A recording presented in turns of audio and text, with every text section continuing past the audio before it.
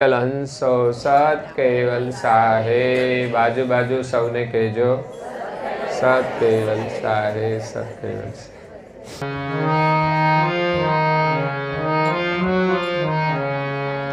પ્રથમ હે દાસ લગો તાઈ ગુરુ તે લઈ તિલક તુલસી જપ માલ કર અંગ ઉચ્ચારે ચાચિંતવયે દોદશ ધાય ના સહાય ઘર મેં.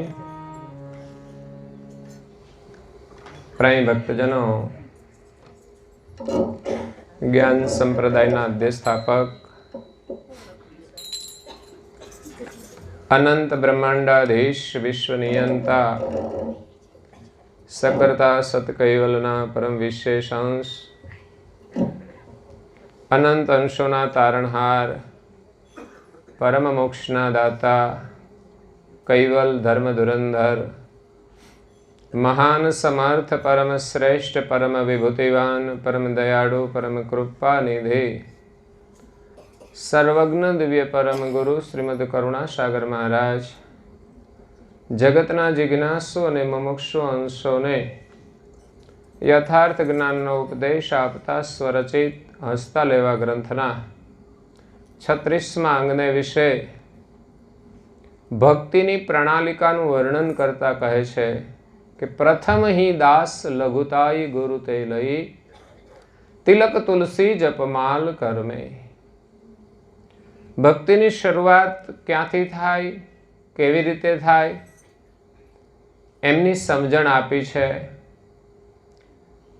ભક્તિના 5 પગથિયા અહીંયા બતાવ્યા છે. એમાં પ્રથમ પગથિયે, પ્રથમ એટલે શરૂઆત, દાસ લઘુતાઈ ગુરુ તે લઈ. ભક્તિના માર્ગે ચાલવા માટે આપણામાં દાસાતન ભાવ જરૂરી છે. કેટલું ભણેલા છે મહત્વનું નથી, પરંતુ એમનામાં કેટલી નમ્રતા છે. દાસાતન ભાવ એક જિજ્ઞાસા છે, સેવા ભાવ જેનામાં હોય એ ભક્તિના માર્ગે ચાલી શકે છે. પેલા પગથિયા ઉપર આપણે પગ મૂકીએ એટલે દાસ ભાવે સેવા કરવાની હોય છે. લઘુતા એટલે નમ્રતા છે. આપણે નાના બનીને ભક્તિ કરવાની છે. આપણી પાસે સામર્થ્ય હોય તો પણ આપણે અહમ ન કરીએ અને આપણી પાસે જે હોય એને નમ્રતાથી બીજાને આપીએ. એ નમ્ર ભાવ જેનામાં હોય એ ભક્તિ કરી શકે છે. અને એક નમ્રતા એ છે કે ભક્તિ કરવા માટે નમ્રતા રાખીને ગુરુના શરણે જવું. નહીં તો જ્ઞાન તો આપણને પુસ્તકમાંથી પણ મળી જાય અને આપણી બુદ્ધિ પ્રમાણે આપણને જ્ઞાન મળી જાય. પછી આપણને એમ લાગે કે આપણે તો બધું જ જાણીએ છીએ અને આપણે ગુરુ કરવાની જરૂર નથી. પરંતુ એ અનુભવ પ્રાપ્ત નથી કરી શકતા, એ કિનારે નથી પહોંચી શકતા. હા, થોડું જ્ઞાન હોય, એનો પ્રભાવ હોય દુનિયામાં, એમની વાહ પણ થઈ જાય, પરંતુ આપણે જે અનુભવ કરવાનો છે ભક્તિ દ્વારા એ દાસાતન ભાવ અને ગુરુ કૃપા વિના થઈ શકતો નથી. એટલે આપણી ગુરુ પરંપરા છે. સૃષ્ટિની આદિથી આ ગુરુ પરંપરા ચાલે છે અને એ ગુરુ પરંપરાનો આદર પરમ ગુરુ કરુણાસાગર બાપજીએ પણ કર્યો છે. એ સ્વ અનુભવ લઈને આવ્યા હતા, કર્તાની 16 વિભૂતિ લઈને આવ્યા હતા, છતાં પણ એમણે કૃષ્ણ સ્વામી મહારાજ પાસેથી પરંપરાગત ત્યાગી દીક્ષા લીધી અને પછી જ્ઞાન સંપ્રદાયની સ્થાપના કરી. એટલે ગુરુદેવ કહે છે કે પેલા પગથિયે દાસ ભાવ ધારણ કરી અને ગુરુના શરણે જવું. ગુરુ એક એવું પદ છે જેના શરણમાં આપણે શરણાગતિ સ્વીકારીએ છીએ. અને ભક્તિની અંદર પ્રભુનું સ્મરણ કરવા માટે શરણાગતિ બહુ અનિવાર્ય છે. ગુરુ દીક્ષા લેવાની, ગુરુ મંત્ર આપે એની ગુરુ દીક્ષા કહેવાય છે. કંઠી પણ બાંધે એક સંસ્કાર છે. એટલે જેની જે પરંપરા હોય એ પ્રમાણે એ કંઠી ધારણ કરતા હોય છે. કોઈ રુદ્રાક્ષની કરે, કોઈ તુલસીની કરે. એટલે કંઠી ધારણ કરવાનું મહત્વ છે. એને આપણે ગળામાં પહેરીએ છીએ. એક પ્રતીક છે અને એક સુરક્ષાનું કવચ છે. જેમ કોઈને કંઈ તકલીફ હોય તો કોઈની પાસે જાય તો દોરા મંત્રી અને પછી કે ગળામાં બાંધી દો. પછી 5 ગાંઠવાળા હોય કે 7 ગાંઠવાળા હોય. જે વિજ્ઞાન છે એ પ્રમાણે બધું ચાલે છે. એમાં કોઈને થાય ન થાય શ્રદ્ધાનો વિષય છે. એવી જ રીતે આપણે ગળામાં કંઠી રાખી શ્રદ્ધાથી તો ચોક્કસ આપણી શ્રદ્ધા મજબૂત બને છે. આપણી રક્ષા થાય છે. એમ કહેવાય છે કે શીતળદાસજી મહારાજ શ્રી કંઠીને એટલું મહત્વ આપતા હતા કે તૂટી જાય એટલે પછી મૌન લેતા હતા. ગળામાં કંઠી ના હોય એટલે મૌન વ્રત લઈ લેવાનું. એટલે કંઠી આવે નહીં ત્યાં સુધી બોલવાનું નહીં, પાછી કંઠી પહેરી લેવાની. અને આપણે તો કેટલા દિવસો સુધી ખબર ના હોય કંઠી નથી. એટલે કંઠીનું પણ એક મહત્વ છે. જેમ માનો કે કોઈ પતિવ્રતા સ્ત્રી હોય કે લગ્ન થયા હોય, એ સ્ત્રીઓ ગળામાં મંગલસૂત્ર પહેરતી હોય છે. એ એના દાંપત્ય જીવનનું એક પ્રતીક છે મંગલસૂત્ર. મંગળસૂત્રથી તમે બંધાયા છો એનું એક ગૌરવ હોય છે. એ બીજા કોઈને ના અપાય. એક મંગલસૂત્ર એક લગ્નનું પ્રતીક હોય. એમ આપણે ગુરુ કર્યા હોય છે એના પ્રતીક રૂપે આપણા ગળામાં આપણે કંઠી રાખતા હોઈએ છીએ. અને બીજો શૃંગાર હોય છે કપાળમાં તિલક કરવાનું. અહીંયા ગુરુ મહારાજ લખે છે કે તિલક તુલસી જપમાલ કરમે. કપાળમાં તિલક ધારણ કરવાનું મહત્વ છે. જેમ કપાળમાં ચાંદલો તો બિંદી તો કરતા જ હોય છે, પણ કપાળની અંદર માથા ઉપર જે સેથો પૂરવામાં આવે છે એ શાનો હોય છે? સૌભાગ્યનો હોય છે. લગ્ન થાય એટલે એ જ દિવસથી એ માથા ઉપર સિંદૂર ધારણ કરે છે. પછી કાયમને માટે સિંદૂર રાખે છે. ન રાખે તો શું કંઈ વાંધો આવે? ઘરવાળા હું બીમાર પડી જાય? એક બેન તો અહીંથી છે અહીં સુધી છે સિંદૂર નાખતા. કોઈ કીધું આટલું બધું કે છે તમે સિંદૂર? તો કે આમાં ઘરવાળાની તબિયત સારી રહે ને એમ. પછી એક દિવસ થોડું એવું કરીને આવ્યા. પછી કોઈ પૂછ્યું કે આજે કેમ આટલું? તો તમારા ઘરવાળા જોઈને બીમાર છે, તબિયત એની સારી નથી એમ. એટલે સૌભાગ્યનું પ્રતીક છે. સપ્રમાણ ધારણ કરવું જોઈએ, એનું ગૌરવ છે. એ સૌભાગ્યવતી છે, એની એક ઓળખ પણ છે. અને એનાથી દુષ્ટ લોકોની જે દ્રષ્ટિ છે ને એ પાછી પડી જાય. એક બહુ મોટી સુરક્ષા છે કે ભાઈ આના માથે કોઈ પતિ છે એટલે પછી એ દુષ્ટ લોકોની કુદ્રષ્ટિથી બચે છે. મારી દ્રષ્ટિએ એ મોટો લાભ છે. તો એવો જ લાભ આપણને ગુરુ મહારાજનું તિલક ધારણ કરીએ તો આ દુનિયામાં જે કામ, ક્રોધ, લોભ, મોહ એ દુષ્ટ છે એનાથી બચવા માટે ગુરુ મહારાજ કહે છે તમે કપાળમાં તિલક ધારણ કરો. તમારી વૃત્તિ સાત્વિક બને. એ સાત્વિક પ્રતીક છે. એટલે પ્રકૃતિ ઉપર કરવામાં આવે છે જ્યાં પ્રકૃતિનો વાસ છે. એટલે ચંદનથી કરીએ, કંકુથી કરીએ, આપણી પ્રકૃતિ શાંત થાય, આપણા વિચારો શાંત થાય, સાત્વિક બને. તો કામ, ક્રોધ, લોભ એનાથી એ બચી શકે છે. અને કરુણાસાગર બાપજીએ તો એ પણ લખ્યું છે કે ભાલ તિલક ઓર ભજન કેવલ કા, જમ જુથ કુલ નહીં ડરપ અમલ કા. ભાલ તિલક કપાળમાં ધારણ કરો અને બીજું ભજન. પાછું એકલું તિલક નહીં. એ તો ઘણાના હાથમાં હથિયાર આવી જાય પણ હિંમત ના હોય તો શું કરે? હે, હથિયાર હોવું મહત્વનું નથી, પણ હિંમતે જોઈએ ને પાછી, નહીં તો એનું એ હથિયાર આપણને મારી દે. એટલે ભજનનું બળ પણ જોઈએ. અને ભજન કરવા માટે જ આપણે તિલક ધારણ કરવાનું છે. તિલક ધારણ કરીએ તો આપણને ભજન કરવાની એક ઉર્જા પ્રાપ્ત થાય. ભજન સાથે તિલકનો સંબંધ જોડાયેલો છે. એટલે જે રીતે તિલક ધારણ કરીએ છીએ એ જ રીતે આપણે ભજન કરવાનું છે. એટલે ભાલ તિલક ઓર ભજન કૈવલ કા, જમ જૂથ કુલ નહીં ડરપ અમલ કા. યમના દૂતોનો પણ એને ડર રહેતો નથી.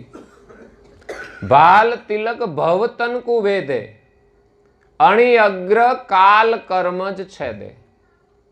કાળનું છેદન કરે અને અનિષ્ટ કર્મનું પણ છેદન કરે. એટલે જે માણસ તિલક ધારણ કરે એની વૃત્તિ સાત્વિક બને તો એ માણસ ખોટું ના કરે, ખોટું ના બોલે. તો એક પ્રભાવ છે. ઘણા લોકોને આપણે કહીએ તમે તિલક કરો, ના કહેશે અમારે તો ભાઈ આખો દિવસ કહેશે ગમે તે ખાવાનું હોય, ગમે તે બોલવાનું હોય, એટલે શરમ આવે. એ તો સીધી જ વાત છે. આપણે ખોટું કરીએ ને તિલક કરીએ એટલે પછી લોકોને શરમ આવે. લોકો તો એમ કહે છે આ ભગત નથી પણ એવી વ્યાખ્યા આપતા હોય છે. એટલે એનો સંબંધ છે કે તમે કરો તો તમને શરમ આવે ખોટું કરતા, તો તમારે ખોટું છોડવું જોઈએ, તિલક ના છોડવું જોઈએ. અને એમાં જ લાભ છે. એટલે એ ભાલ તિલક અણીવાળું બનાવ્યું છે, એક શસ્ત્ર રૂપે છે. એ સૂક્ષ્મ રીતે કામ કરતું હોય છે, વિચારોથી કામ કરતું હોય છે, દ્રષ્ટિથી કામ કરતું હોય છે, કે જે દુષ્ટ કર્મને છેદવાનું કામ કરે. નહીં તો ખોટું કામ પણ આપણાથી છૂટતું નથી. ઘણા લોકો મસાલા ખાય છે પણ છૂટતા. પણ પ્રયોગ કરો, તમે તિલક ધારણ કરો, મંત્રનો જપ કરો, તમારી વૃત્તિ સાત્વિક બનશે એટલે અંદરથી તમારા વિચારો બદલાઈ જશે, તમારામાં મનોબળ આવશે અને એક ઝટકે તમે એને છોડી દેશો. એવા તો ઘણા લોકો છે. એક પતિ પત્ની વડોદરામાં રહે છે, હમણાં મળ્યા મને, મંદિરે આવ્યા તો કે મેં કીધું મસાલા ખાવ છો? તો કે મસાલા 2 વર્ષથી છોડી દીધા. મેં કીધું કેમ છોડી દીધા? તો કે આ શરીર બગડે નહીં ને એટલે. બેન કે મેં ચા છોડી દીધી છે. મને બહુ જ એમ વાલી હતી ચા, ભાઈને મસાલા વાલા હતા, એટલે 2 સાથે છોડ્યું. એટલે મનથી માણસ પ્રયાસ કરે તો છૂટી જાય, ન છૂટે એવું નથી. માનસિકતા હોય તો ના છૂટે. આપણે ગ્રંથિથી બંધાયેલા હોઈએ કે આના વગર ચાલે નહીં તો ના છૂટે. પણ વિચાર માણસ કરે કે આની શું જરૂર છે, અને એમ લાગે કે આનું તો પરિણામ વિપરીત છે, તો ધીમે ધીમે આપણા વિચારો બદલાશે અને પ્રયાસ કરવો પડે. એટલે ભાલ તિલક કરવાનું મહત્વ છે. અને વિશેષ ભક્તિ કરવા માટે ભાલ તિલક એ ભક્તિનો શણગાર છે. જેમ અમારા બહેનો શણગાર બધા પહેરે છે સૌભાગ્યના, એમ ભક્તિના આ શણગાર છે. તમે કપાળમાં તિલક કર્યું હોય ને કોરું કપાળ હોય, બેમાં કંઈ ફરક તો લાગે ને. અત્યારે તો ફેશન આવી છે કશું કપાળમાં કરવાનું. પરદેશમાં તો લોકો બિંદી પણ નથી કરતા, એમ ફેશન આવી છે. અને ન કરવાનું હોય ને એ કરે પાછા, એવું ઘણું કરતા હોય પાછા. જે કરવા જેવું છે શણગાર છે એ નથી કરતા. આ બધા શણગાર એ માત્ર કોઈ દેખાવ માટે નથી, પણ એની પાછળ સંસ્કૃતિ જોડાયેલી છે, સંસ્કાર જોડાયેલા છે, એની સાથે આપણા વિચારોનો સંબંધ જોડાયેલો છે. આપણું મન છે એ સ્થિર રહેતું હોય છે, એ વિજ્ઞાન છે એની પાછળ. પગની અંદર ઝાંઝર પહેરવાના, એવું નહીં કે ભાઈ ખાલી આમ દેખાવના પહેરવાના છે, કે પગમાં ઝાંઝર પહેર્યા હોય તો ખબર પડે કે નીકળ્યા. પણ એની પાછળ વિજ્ઞાન છે, એમાંથી એક ઉર્જા શરીરને મળતી હોય છે, એવું વિજ્ઞાન કહે છે.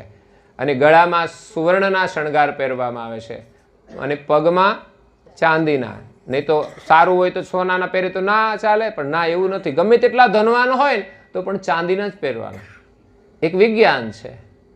એમ આ શણગાર ધારણ કરવા એ આપણી સંસ્કૃતિ છે. એમ આપણે તિલક અવશ્ય ધારણ કરવું જોઈએ, ગૌરવપૂર્વક કરવું જોઈએ. એ સંસ્કારનું પ્રતીક છે. એ બાળકોની અંદર સ્વાભાવિક સાત્વિક વિચારો આવે છે. એટલે ભાલ તિલકનો બહુ જ મહિમા છે. એ ધ્યાન સાથે જોડાયેલું છે, ધ્યાનનું પ્રતીક છે, જ્ઞાનનું પ્રતીક છે, ઉર્ધ્વ ગતિનું પ્રતીક છે અને અણીવાળું છે. અણિયાળી ગતિ આપણે પ્રાપ્ત કરવાની છે. જો આ સંસાર ચક્રમાંથી બહાર નીકળવું હોય તો આપણી દ્રષ્ટિ અણિયાળી જોશે. અત્યારે દ્રષ્ટિ કુંઠિત થઈ ગઈ છે. એને જ્ઞાન દ્વારા, સત્સંગ દ્વારા અણિઅગ્ર બનાવવાની છે અને ભાલ તિલક ધારણ કરીને એને સમજણથી આપણે એવી ઉર્ધ્વ ગતિ કરવાની છે. તો આ સંસારની ભ્રમણા જે છે એમાંથી આપણે બહાર નીકળીશું. એટલે ગુરુ મહારાજ પ્રથમ પગથિયાની અંદર આ શણગાર ધારણ કરવાનું કહે છે. એવું નથી કે માત્ર તિલક કરી એટલે બધું કામ થઈ ગયું. પછી આચરણ પણ બદલાવવું જોઈએ. નહીં તો ઘણા લોકો છેતરવા માટે પણ કંઈક કરતા હોય. સ્વાંગ ધારણ કરે, રાવણની જેમ ભગવા પહેરી લે. એ બાહ્ય શણગાર છે, પણ એ જ પ્રમાણે પાછું આંતરિક પરિવર્તન પણ થવું જોઈએ. એટલે કપાળમાં તિલક ધારણ કરવાનું અને હાથમાં તુલસીની જપમાળા લેવાની. આપણે ત્યાં મોટા ભાગે માળાઓ તુલસીની જ હતી. પછી તો તુલસી બહુ ના મળે ને રેડીમેડ પણ લાકડામાંથી બનાવી દે, બીજા કોઈ પણ લાકડામાંથી. અને પ્લાસ્ટિકની માળાઓ પણ હવે તો આવી છે બધી ગળામાં પહેરવાની. પણ તિલક તુલસી જપમાલ કરમે, કપાળમાં તિલક ધારણ કરવાનું અને હાથમાં તુલસીની માળા લઈને જપ કરવો. ગુરુ કરવા એટલે ગુરુનો મંત્ર મેળવવો. એ મંત્રમાં શ્રદ્ધા રાખી અને નિયમિત જપ કરવો. જે ઈષ્ટને તમે માનો એનો મંત્ર હોય. તો પરમ ગુરુ કરુણાસાગર બાપજીએ જે અમારો મંત્ર આપ્યો છે અને એમણે આજ્ઞા પણ આપી છે કે દરરોજ 720 જાપ ભક્તજનોએ કરવા, 2160 જાપ સંતોએ કરવા. શરૂઆત ભલે આપણે થોડાથી કરીએ. આપણા ઘરમાં દરેક સભ્યએ એ જપ કરવા જોઈએ. નાના બાળકો હોય તો એને 1 વાર બોલાવો, 5 વાર બોલાવો. હમણાં તો એક મેરેજ થઈને આવ્યા આજે સવારે. મેં કહ્યું કે કંઠી બંધાવેલી છે? તો કંઠી તો બંધાવેલી છે. મેં કીધું મંત્ર આવડે છે? તો કે મંત્ર આવડે છે. મેં કેટલા જપ કરો છો? મને કે 2. મેં કે લગ્ન થયા હજુ 2 જ મંત્ર જપ કરે છે? મેં કે શરૂઆત 1 માળાથી કરવાની હોય. આપણે અડધી માળા કરીએ. નાના બાળકોને અમે શિબિરની અંદર 60 મણકાની માળા રાખી છે. કેમ? તો કે બાળકોને થોડું કરાવવાનું. અને મંત્ર ન જપે તો કૈવલની માળા કરાવીએ. કદાચ બાળકોને ના ફાવે તો કૈવલની માળા શરૂઆતમાં કરાવો. એટલે આપણા ઘરમાં એવું વાતાવરણ બનાવવું જોઈએ. દરેક સભ્ય સવારે સમયસર ઉઠી નાહી ધોઈ 15 થી 20 મિનિટ પૂજા માટે અવશ્ય કાઢે. અને એમાં પૂજા કરવાની હોય, ચંદનથી પૂજન હોય, કપાળમાં તિલક હોય. ત્યાર પછી ધ્યાનમાં 5 મિનિટથી માંડીને વધુ જેટલું બેસાય તેટલું બેસવું જોઈએ. 1 માળા કરો, અનુકૂળતા હોય તો 2 માળા કરો. પછી આરતી કરવાની હોય, ઈષ્ટદેવની પ્રાર્થના કરવાની હોય. આટલી પૂજા તો દરેક વ્યક્તિએ કરવી જોઈએ. આ પ્રથમ પગથિયું છે. પછી આપણે આગળ વધવાનું છે. એટલે ઘરની અંદર આવું એક જાગરણ હોવું જોઈએ. નહીં તો ઘણા માને છે, બધા જ શ્રદ્ધા પણ બધાને હોય છે, પણ સેવા પૂજા તો ઘરમાં એક વ્યક્તિ કરી લે અને બીજા બધા ફરે. ઉઠવામાં પણ વહેલા મોડા બધા ઉઠતા હોય. એમાં પણ એક જાગૃતિ હોવી જોઈએ.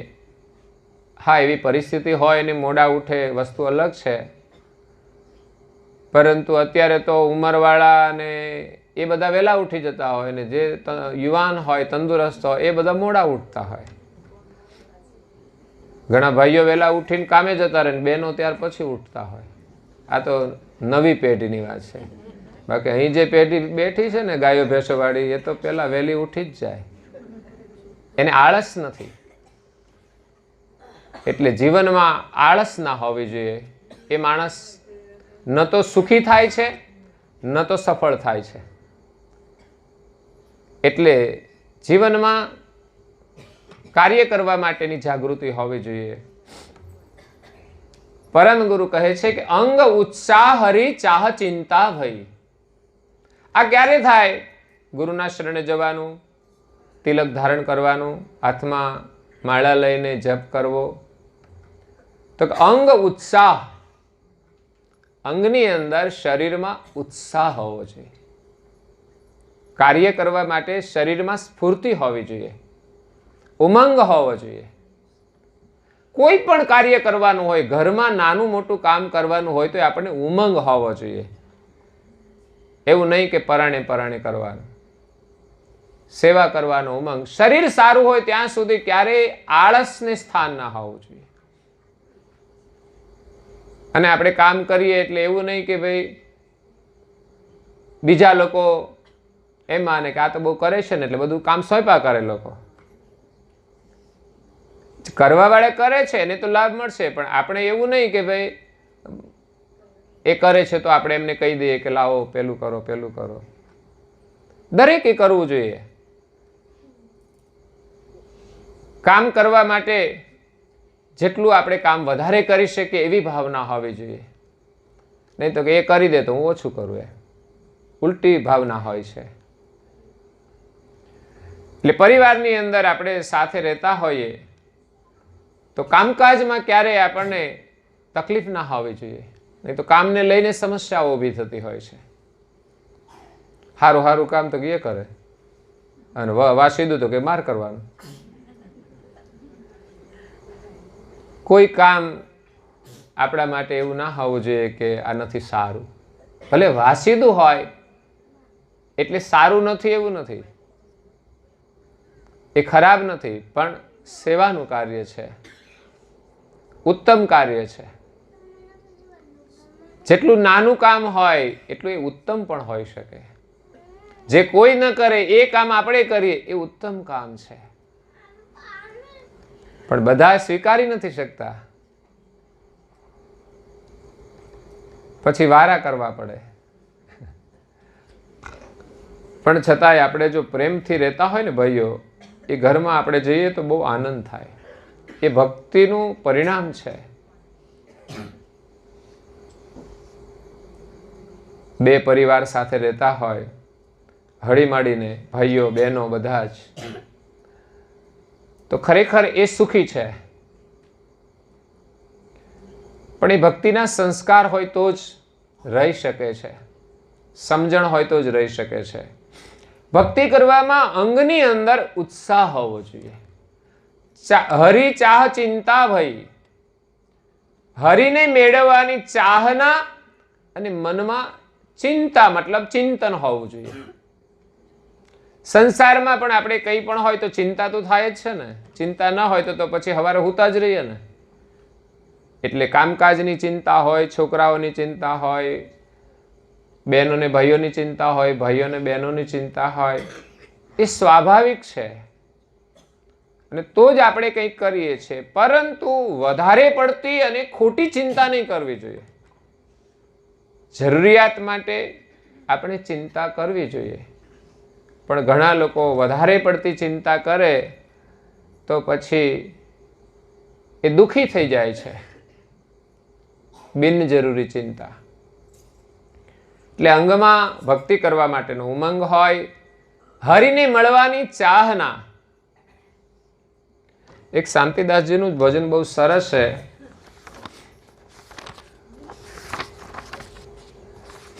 સંતો હરિને મળવાને કાજ ચાલો જઈએ રે સંતો. એ હરિને મળવાને કાજ ચાલો જઈએ રે. આવો સહજ સમાધિ સાર એ જાણી લઈએ રે. આવો સહજ સમાધિ સાર જાણી લઈએ રે. સૂક્ષ્મણા નાડી શ્વાસ નાભી ચાલે રે સંતો. સૂક્ષ્મણા નાડી શ્વાસ નાભી ત્યાં જપીએ અજંપા જાપ હંસો માલે રે. ત્યાં જપીએ અજંપા જાપ હંસો માલે રે સંતો. એકાંતમાં જઈ આપ આસન કરીએ રે સંતો. એકાંતમાં જઈ આપ આસન કરીએ રે. એમાં સુરતા સાથે ધ્યાન એ ધણીનું ધરીએ રે. સુરતા સાથે ધ્યાન ધણીનું ધરીએ રે સંતો. હરિને મળવા કાજ ચાલો જઈએ રે સંતો. હરિને મળવા કાજ ચાલો જઈએ રે. આખું ભજન બહુ ધ્યાનનું જ છે, આખું બહુ સુંદર છે.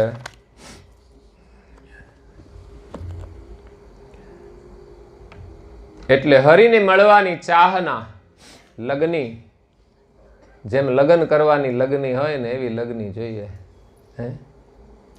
એ તમારો અનુભવ છે.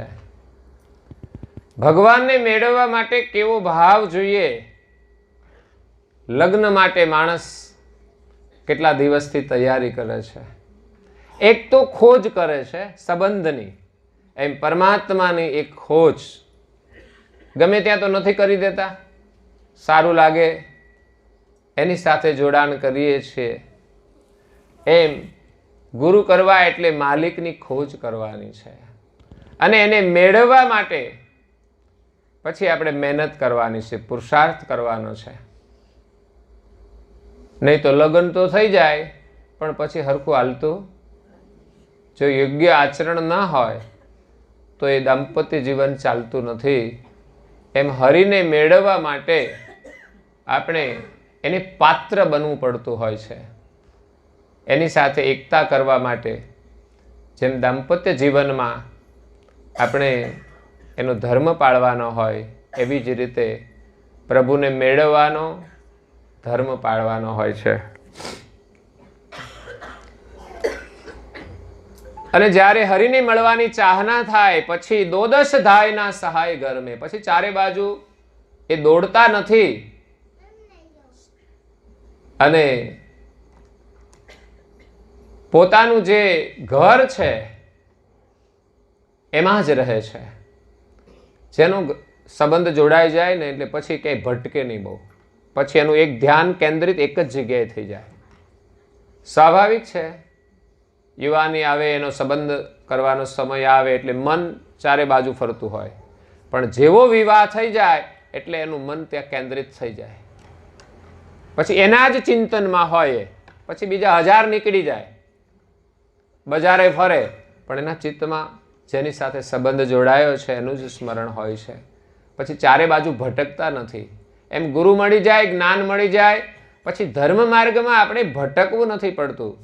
જે ગુરુ મળ્યા છે, જે સાધના આપી છે, બસ નિષ્ઠા રાખીને એનું ભજન કરવાનું, એનું સ્મરણ કરવાનું. ત્યારે આપણું પ્રથમ પગથિયું આ ચડાય છે. બીજા પગથિયે ગુરુ મહારાજ કહે છે, દ્વિતીય સારયા સાર જાન્ય પર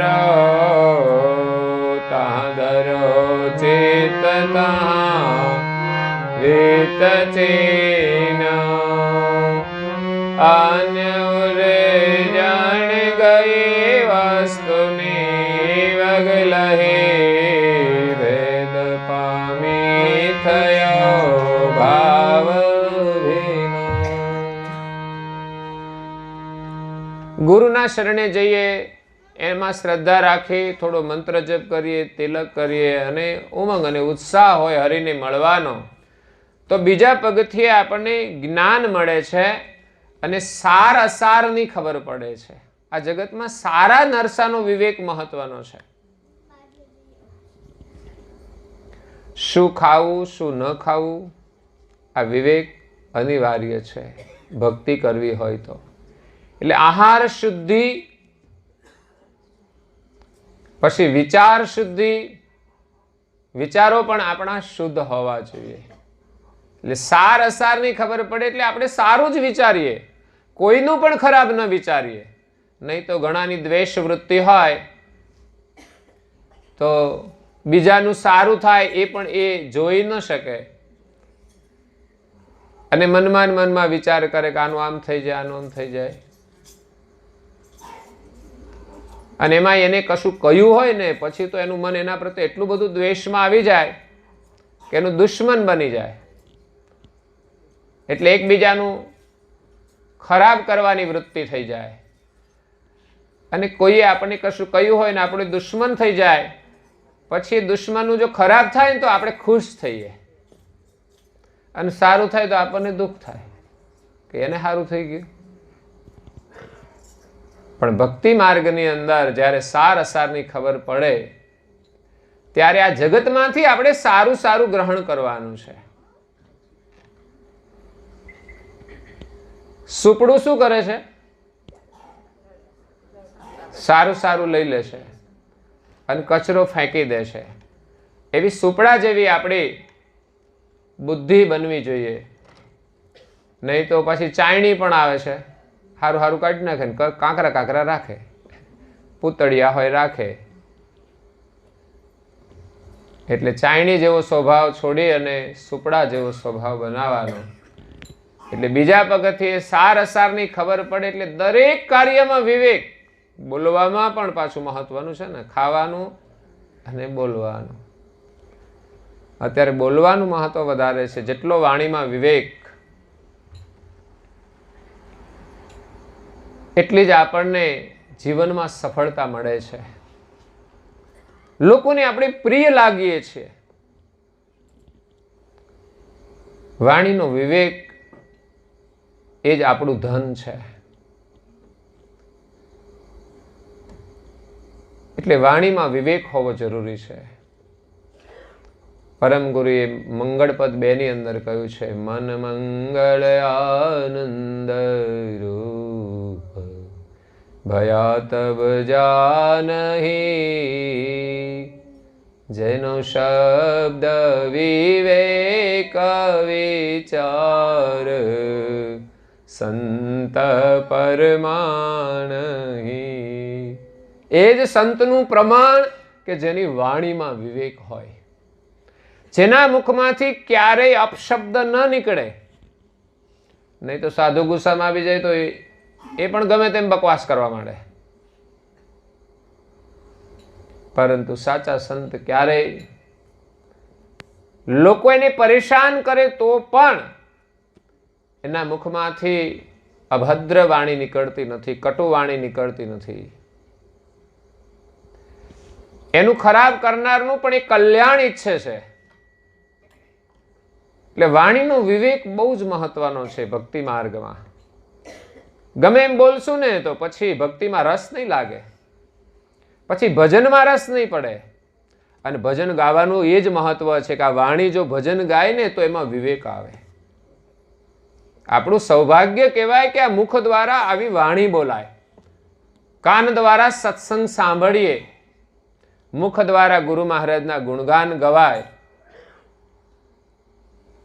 આપણે વાતોય ઘણી બધી કરીએ છીએ, ફલાણાનું આમ થયું, ફલાણાનું આમ થયું.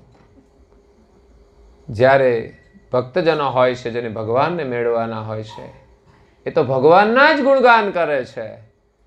ગમે ત્યાં બેસે તે ભગવાનની જ વાતો કરે છે. ભગવાન એને જેટલા પ્રિય હોય એ જ એની રજૂઆત કરે છે. દુનિયા શું કરે છે એ નથી જોતા. તમે ગમે ત્યાં જાઓ તો તમે એમ જ કહો ને તમારા ભાઈ એટલે આવા, ઘરવાળા છે ને એનું ગૌરવ હોય છે. ભલે તોફાન કરતા હોય પણ તો એની બદનામી ના થાય, તમે એનું ગૌરવ લેતા હશો, કારણ કે કામ કરતા હોય, મહેનત કરતા હોય, જીવન સાથી છે. એટલે એમને તમારે પ્રોપર જે કહેવું એ કહેવાય, તમે આવા છો. પણ બીજાને હું કામ કહીએ આપણે? પણ ઘણા લોકો તો એવા હોય, બીજાને બધે અપ્રચાર કરતા હોય. એટલે સાર અસારની આપણને બીજા પગથી ખબર પડે, જહાં ધરો ચિત્ત તહાં વિત ચિનો. જે સત્ય વસ્તુ હોય ત્યાં જ આપણું ચિત્ત જોડવાનું, એટલે શુભ કાર્ય જ કરવાનું. સારા વિચાર, સારી વાણી, સારું દર્શન, સારું શ્રવણ, હાથેથી શુભ કર્મ. જહાં ધર્યો ચિત્ત, જ્યાં આપણું ચિત્ત ધારણ કરીએ, જહાં વિત ચિનો. વિત એટલે સાર વસ્તુ હોય, સત્ય વસ્તુ હોય, સારી વસ્તુ હોય, એને જ ગ્રહણ કરવાની છે. કોઈ લડતું હોય તો આપણે સાંભળવાની ક્યાં જરૂર હોય? ન જોવા જેવા દ્રશ્ય હોય તો ત્યાં આપણે ક્યાં જોવાનું હોય? એટલે જે કઈ ક્રિયાકલાપ થાય, વિચારથી માંડી અને ઇન્દ્રિયોની જે ક્રિયા છે, હરવું ફરવું બધું જ, ક્યાં બાકડે બેસવું ના બેસવું એનો વિચાર કરવાનો. લોકો તો નવરા પડે તો ખાઈને ઉપડ્યા સીધા, કાં તો કોઈના ઘરે જઈને બેસે કામ વગર. એટલે કામ વગર કોઈના ઘરે જ બેસવાનું ના હોય, અને બેસીને કામ વગરની વાતો કરવાની, તો એ પણ ન કરવું જોઈએ. આપણે તો જ્યાં વિત દેખાય એ કરવાનું. ત્યાં જઈને ભજન થતું હોય ત્યાં જાઓ તમે.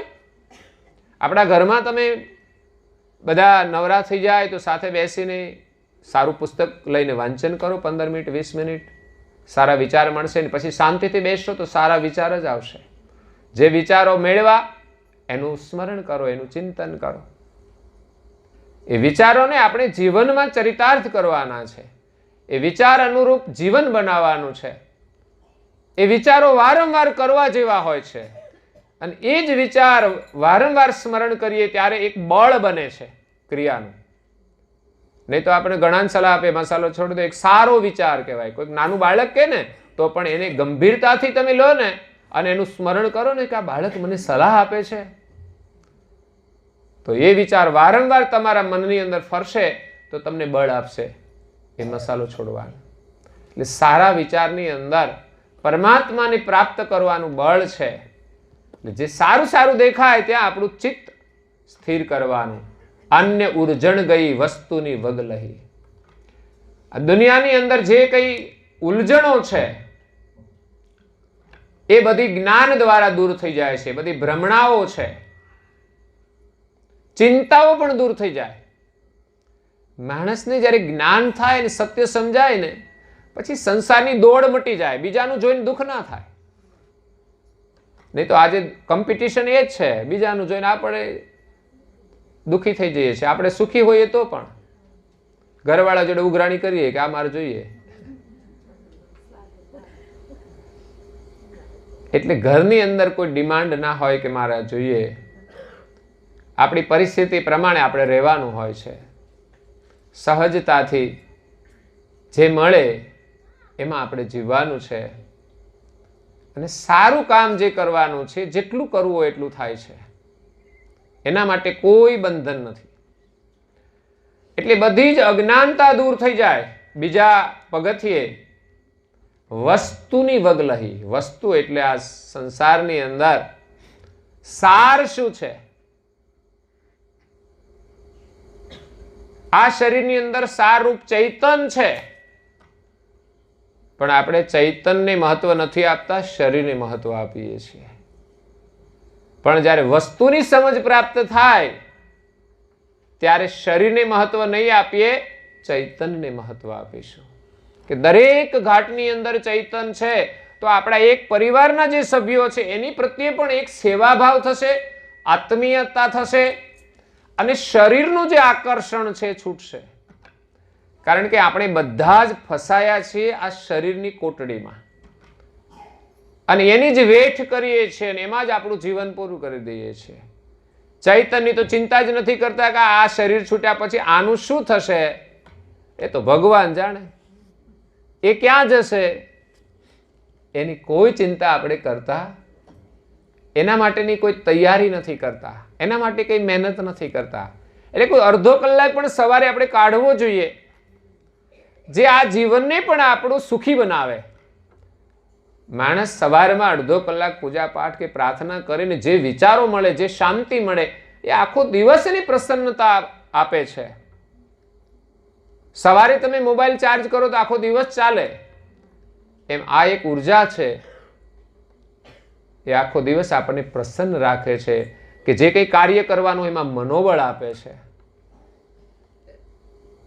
એટલે પછી જ્યારે બીજા પગથિયે સાર સમજાય ત્યારે બિનજરૂરી કોઈ કાર્ય કરવાનું નહીં, જે જરૂરી હોય તે જ કરવાનું, એને જ મહત્વ આપવાનું.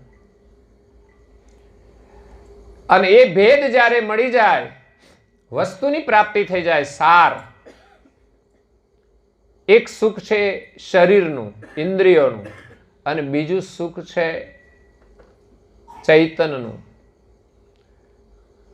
આ શરીરનું જે સુખ છે એના કરતા વિશેષ ભજન કીર્તન કરીએ એના કરતા વધારે સુખ છે. પણ એવો કોઈ જ વિવેક કરે કે ભાઈ આ ઘરનું સુખ છોડી, ટીવી જોવાનું છોડી, ચાલો ભજનમાં જઈએ, મોબાઈલ છોડી અને ભજન કરીએ, આ સાર કહેવાય, આ વિવેક કહેવાય.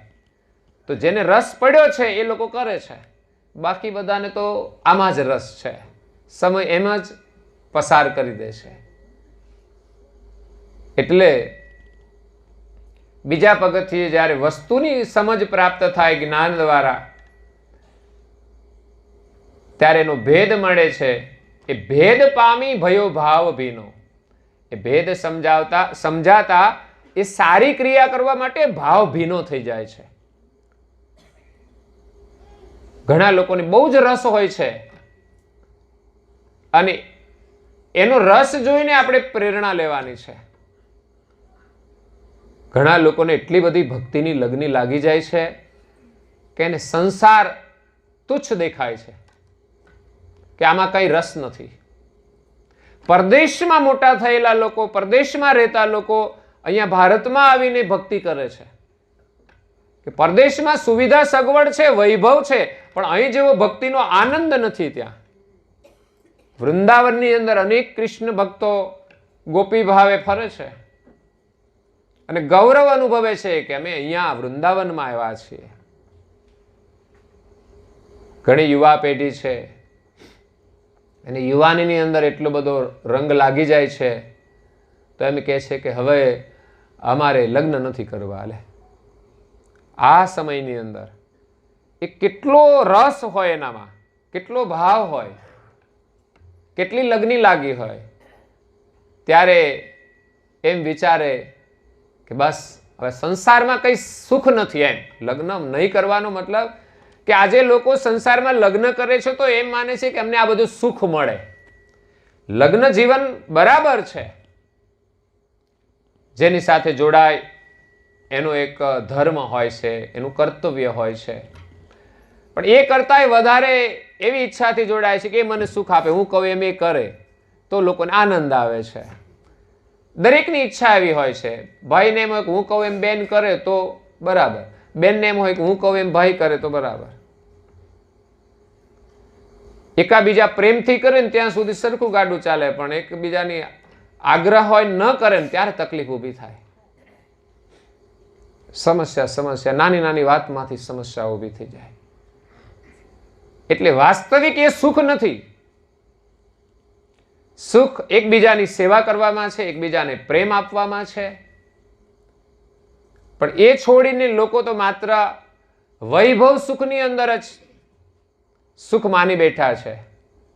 તો જ્યારે સાર વસ્તુ સમજાય ત્યારે એમ લાગે કે આ વ્યવસ્થા છે, જેના પ્રારબ્ધ પ્રમાણે, મહેનત પ્રમાણે જે મળે એ વ્યવસ્થા ચોક્કસ આપણે કરવાની, પણ એના ગુલામ નહીં બનવાનું.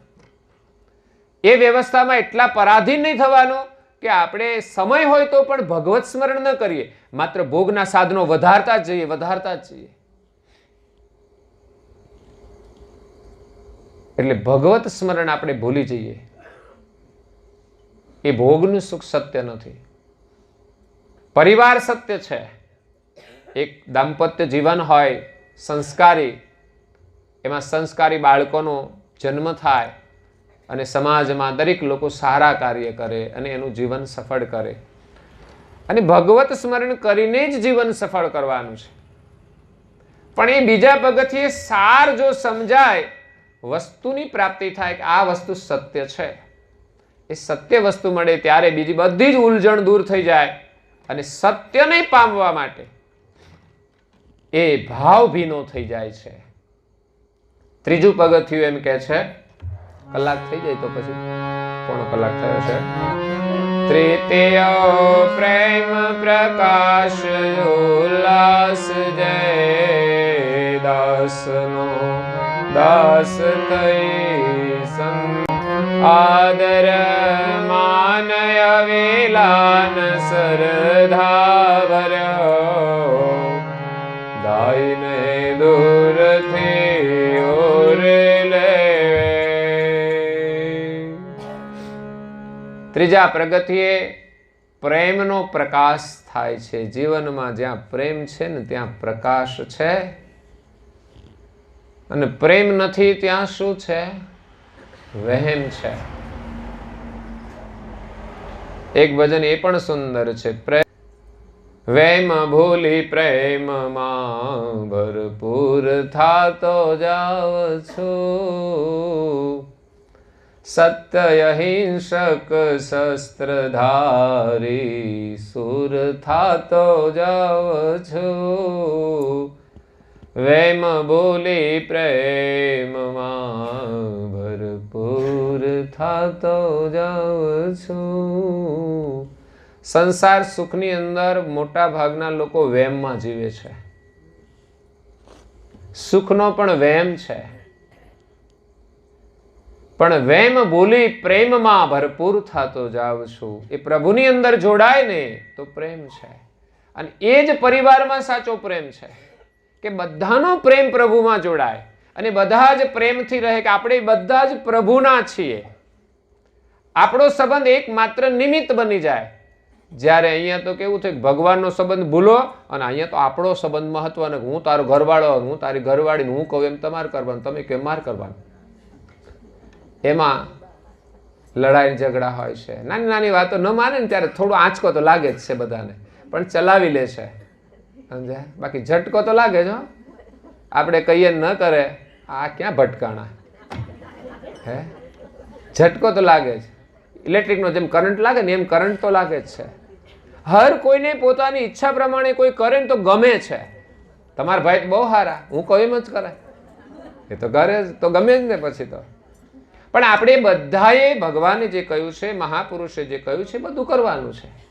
એવું નથી કે કંઈ બહેનોનું કયું ન કરાય. સારી અને સાચી વાત એમની પણ માનવી જોઈએ, અને ખોટી વાત હોય તો છોડવી જોઈએ, કોઈ પણ નહીં હોય.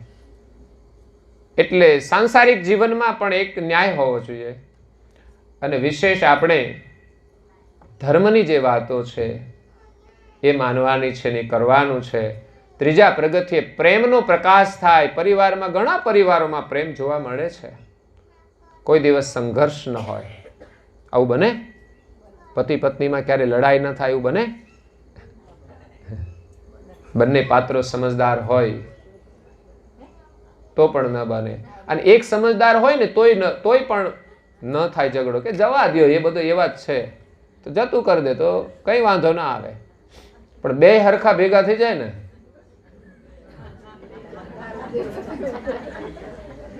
એટલે કાયમ લડાય.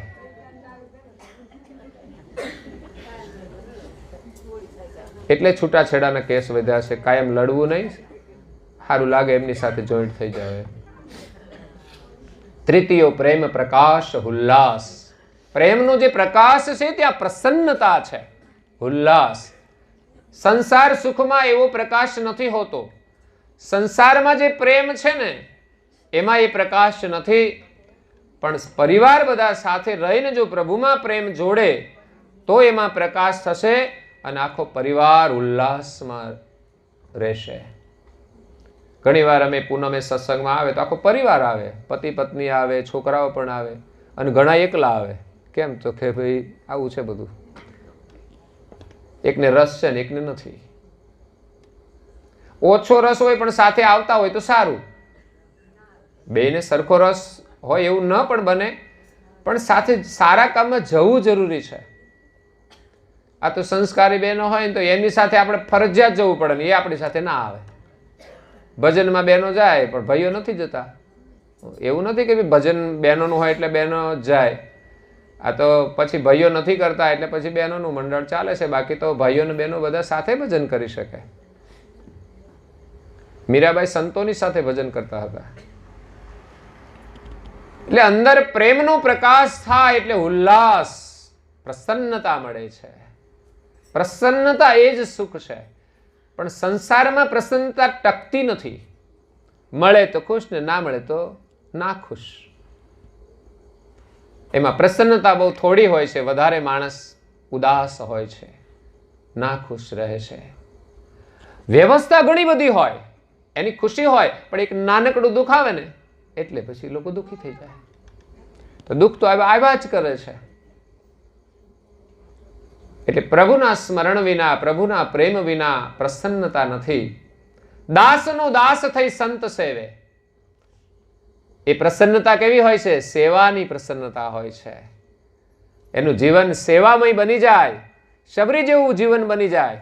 વિચાર કરો, ભીલ જ્ઞાતિની શબરી ઘર છોડીને સંતોના સાનિધ્યમાં આવી ગઈ, માતંગ ઋષિના આશ્રમમાં, અને સેવા એનું જીવન બની ગયું. એ પ્રસન્નતા છે.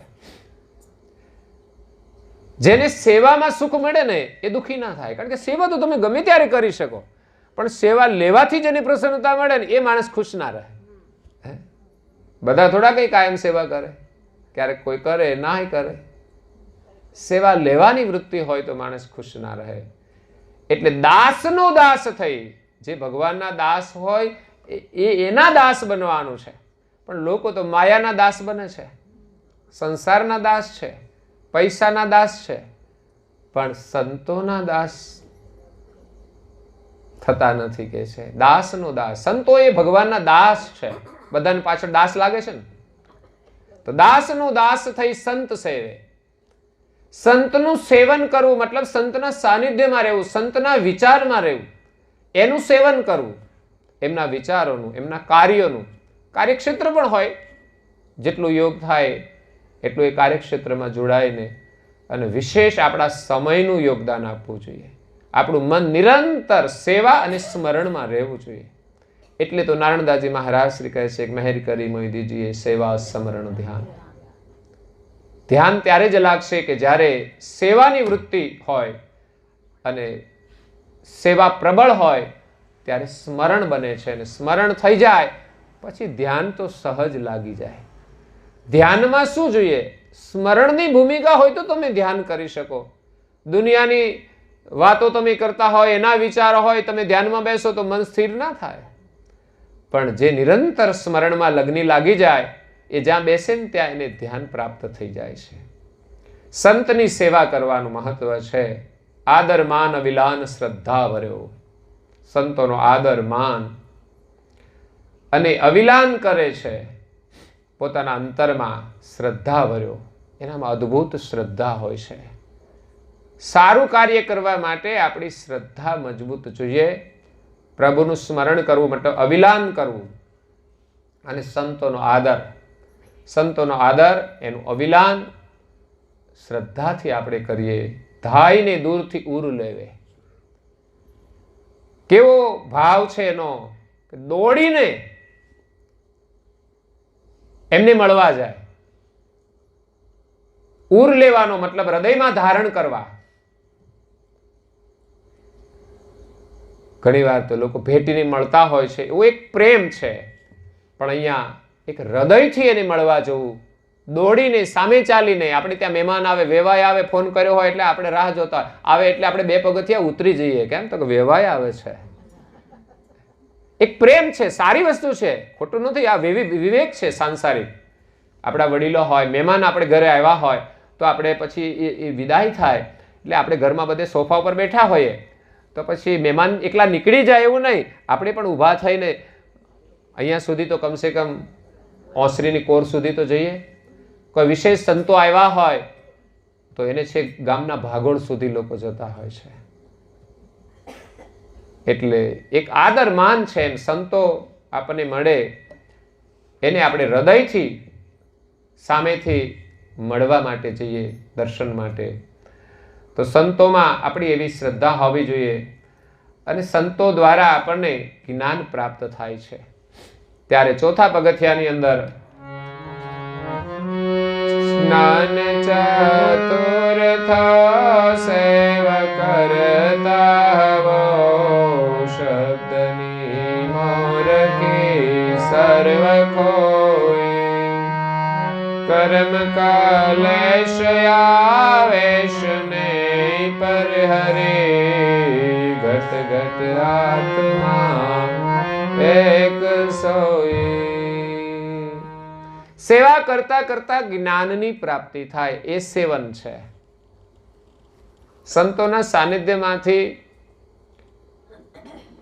સત્સંગથી પણ જ્ઞાન મળે અને ત્યાં સેવા કાર્ય કરવાથી પણ જ્ઞાન મળે. શબરીને સેવાથી જ્ઞાન મળ્યું હતું અને એને વિશ્વાસ હતો સંતના વચનમાં કે એક દિવસ રામ આવશે. બસ એ રામને મળવાની, દર્શનની એક પ્રતીક્ષા એનામાં હતી પ્રબળ. એનો પ્રેમ હતો, એમની શ્રદ્ધા હતી.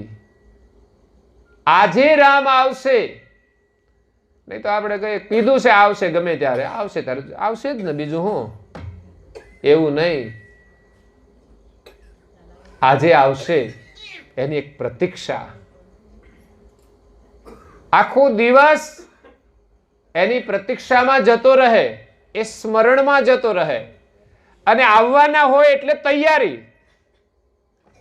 વેવાય આવવાના હોય એટલે આપણે પાથરીને સાફ સૂફી કરીને કમ્પ્લીટ રાખીએ, બધું જ તૈયારી કરી રાખીએ, શાકભાજી બધું લાવી રાખીએ. એમ આજે જ રામ આવવાના છે એવી એની તૈયારી હતી.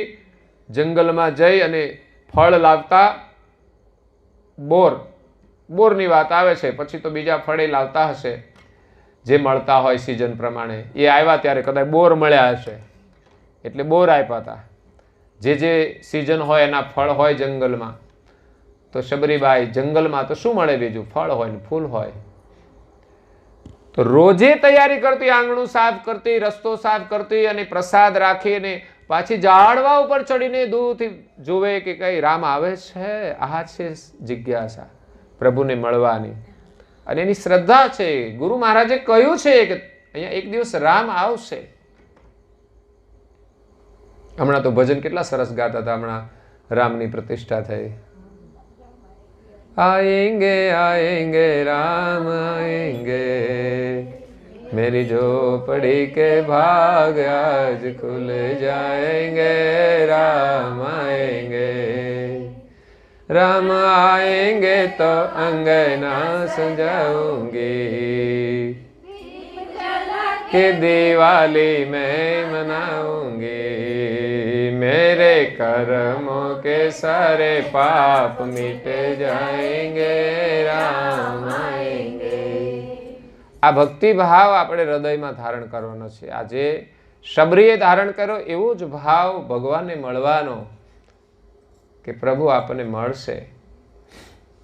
તો ચોથા પગથિયે સંતોની સેવાથી, સત્સંગથી આપણને જ્ઞાન પ્રાપ્ત થાય છે. શબ્દની મહોરખી સર્વ ખોઈ. પછી જે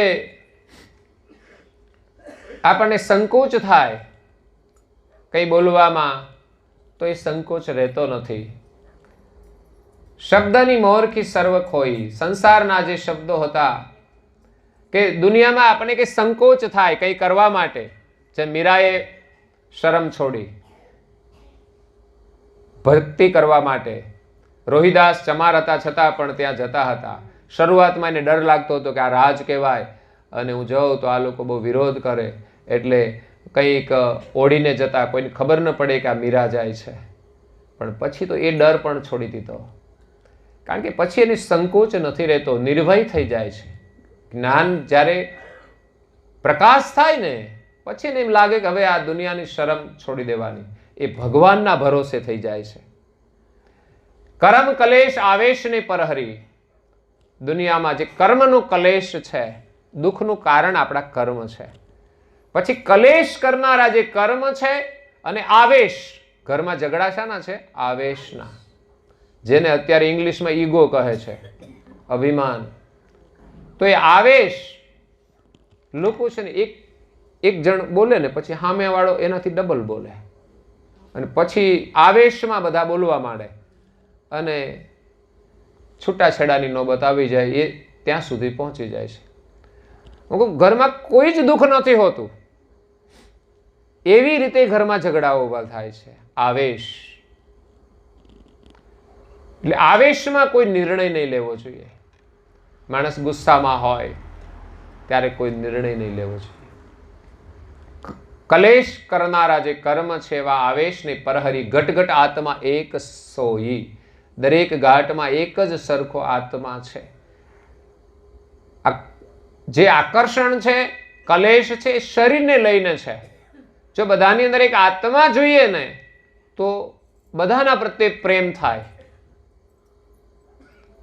આપણે સૌ એક જ પરમાત્માના અંશ છીએ. એ ભાવથી સાંસારિક સંબંધ હોય એ વ્યવહાર તો ચાલે જ છે, પણ જે અંદર રાગ દ્વેષ, મારું તારું, આવેશ, એ કશું નથી રહેતું.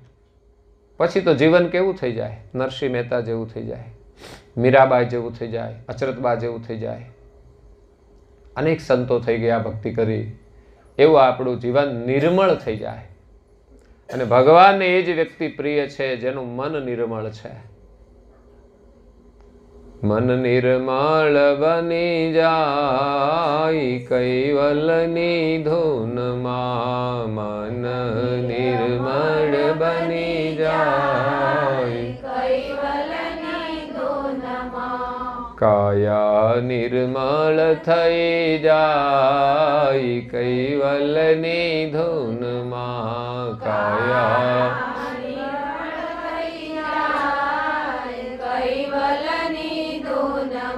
આખું ભજન છે,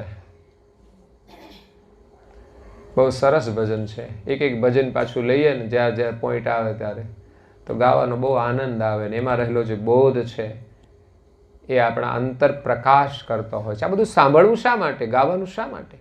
કે ગાઈએ છીએ તો એ આપણી અંદર પ્રકાશ કરે છે, આપણને દિશા આપે છે, આપણને માર્ગ બતાવે છે અને એ માર્ગ ઉપર આપણે ચાલીએ છીએ.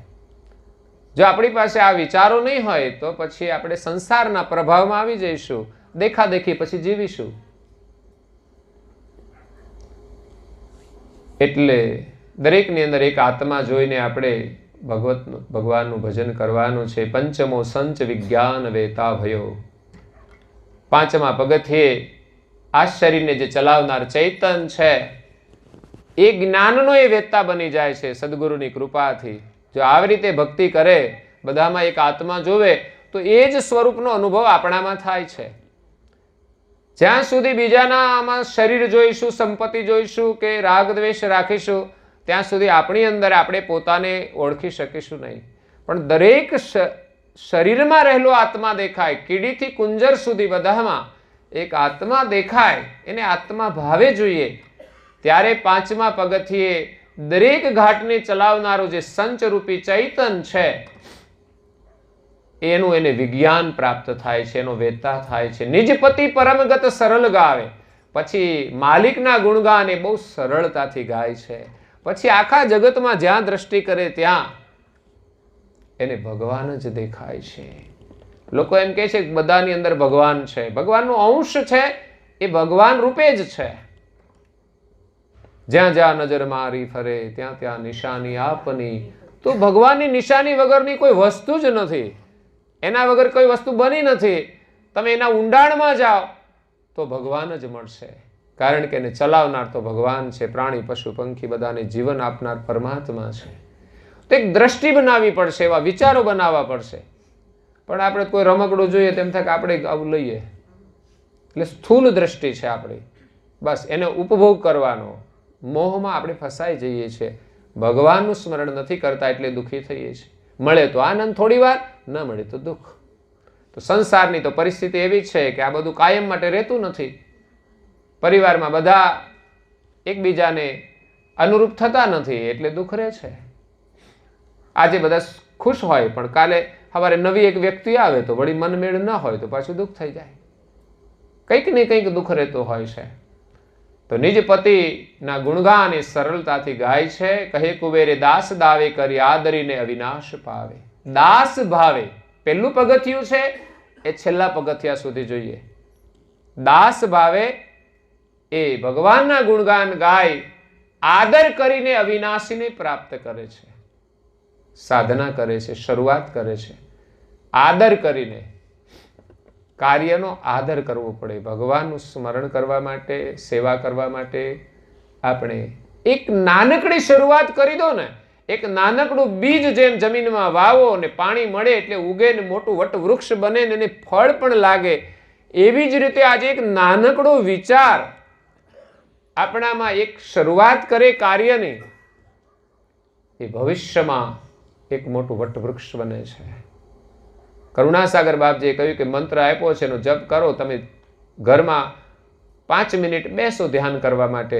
એક દિવસ એ રઘુરામ મહારાજની જેમ આપણને ધ્યાનમાં બેસાડી દે ને તો 12 વર્ષ પણ આપણે બેસી શકીએ. પણ આજે શરૂઆત જ નહીં કરીએ તો એ રઘુરામ મહારાજના દર્શન કરીએ તો પણ આપણને સમાધિ પ્રાપ્ત ના થાય. એની સમાધિના દર્શન કરી કે એમના દર્શન કરીને આપણે પ્રેરણા લઈ ગયા. એમણે 12 વર્ષ સુધી ધ્યાન કર્યું છે, આપણે 12 મિનિટ ના બેસી શકીએ, 12 કલાક ના બેસી શકીએ તો વાંધો નહીં, પણ 12 મિનિટ તો બેસી શકીએ. એટલે પરમ ગુરુની જે આજ્ઞાઓ છે ને એમાં શ્રદ્ધા રાખીને શરૂઆત કરી દઈએ તો એક દિવસ માલિક આપણને મળી જશે. જેમ શબરીને વિશ્વાસ હતો કે રામ આવશે, એમ આપણને પરમ ગુરુના વચનોમાં વિશ્વાસ હોવો જોઈએ કે કૈવલ કરતા મળશે યા તો પરમ ગુરુ આપણને મળશે. તો આના સારાંશમાં જે 2 ચોપાઈઓ હોય છે પણ આપણે સવારે લઈ અને આગળ પછી કથા શ્રવણ કરીશું. સમય થાય છે તો અહીંયા કથાને વિરામ આપીએ. અસ્તુ સત કેવલ સાહેબ.